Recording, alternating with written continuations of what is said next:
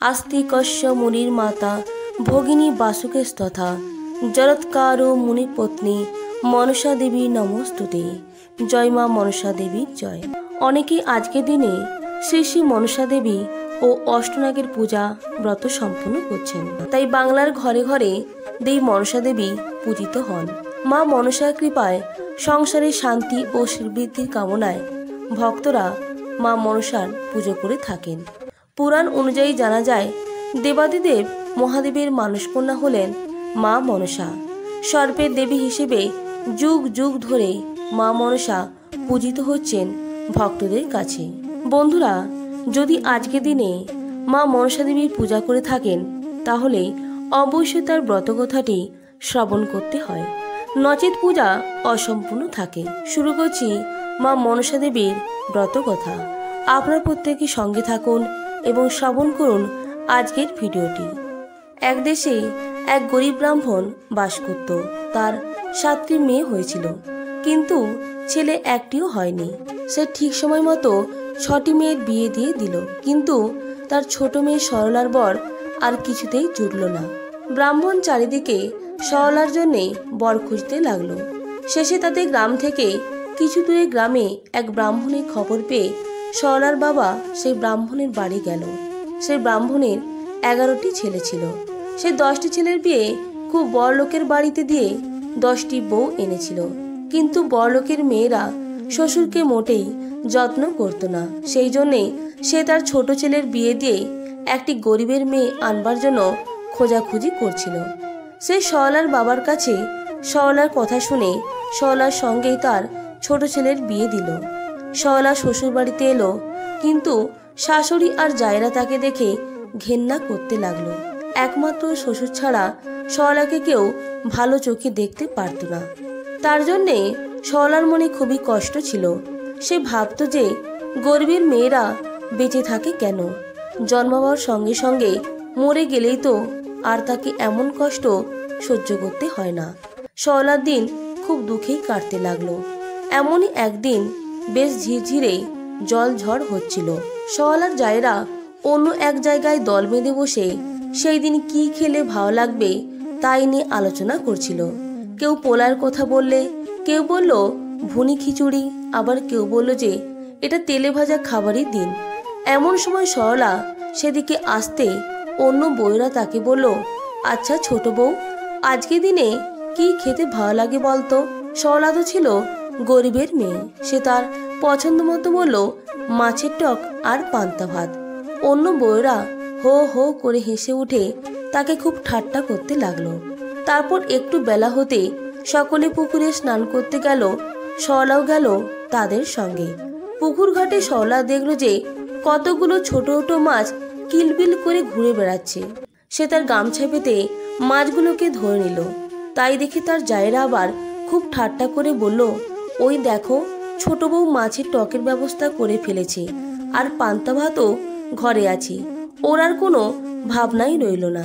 পুকুর ঘাট থেকে এসে সরলা একটা ছোট হাঁড়ির মধ্যে মাছগুলোকে জিয়ে রাখলো, কিন্তু কিছুক্ষণ পরে দেখলো যে সেগুলো মাছ নয়, সব সাপের বাচ্চা। সরলা কাউকে কিছু না বলে সাপের বাচ্চাগুলোকে দুধ কলা দিয়ে পুষতে লাগলো। সাপগুলো ছিল মা মনসার ছেলে।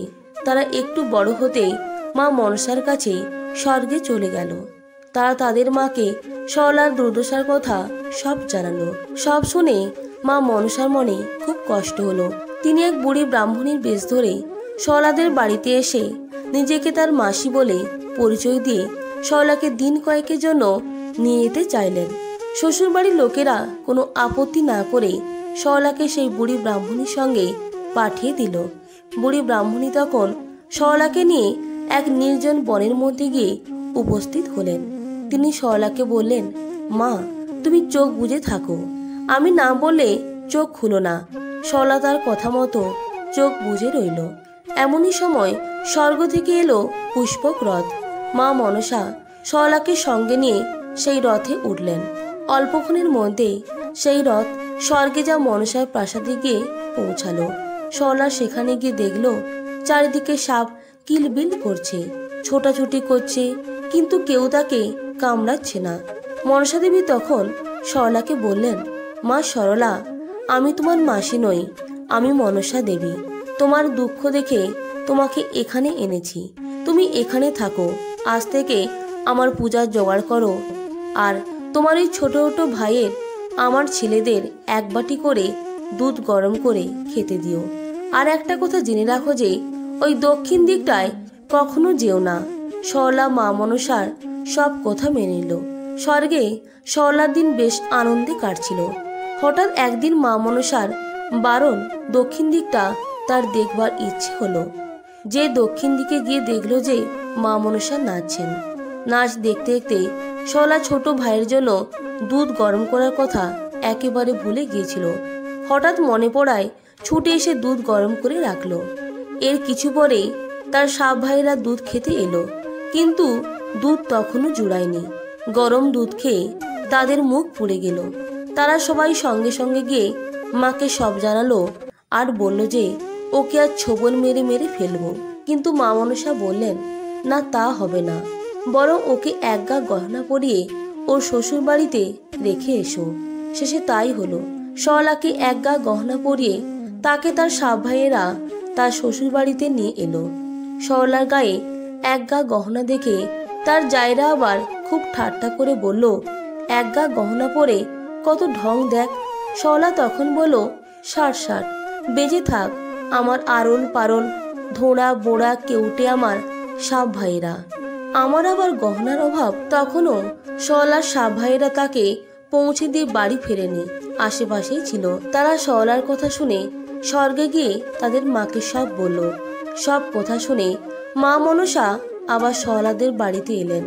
আর যেখানে যা সাজে সেইভাবে সরলাকে আরও গহনা পরিয়ে দিয়ে বললেন, মা, তুমি পৃথিবীতে এখন থেকেই আমার পুজোর প্রচলন করো। আমি বাস করব ফণি মনসা গাছে।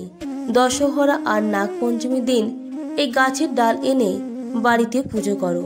প্রত্যেক বছর ভাদ্র মাসের শনি ও মঙ্গলবারে আমার পুজো করে পান্তা ভাত ভোগ দিও, তাহলে কখনো সাপের ভয় থাকবে না। এই কথা বলে মা মনসা অদৃশ্য হলেন।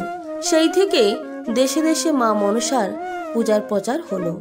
শ্রাবণ মাসে শনি ও মঙ্গলবার দিন মা মনসা দেবীর পূজা করলে কখনো সাপে কামড়ানোর ভয় থাকে না। তাই দুধ কলা মা মনসা দেবী অথবা ভগবান শিবের উদ্দেশ্যে পারলে অর্পণ করুন। প্রত্যেকে ভালো থাকবেন, সুস্থ থাকবেন। নমস্কার, ধন্যবাদ। জয় মা মনসা দেবীর জয়।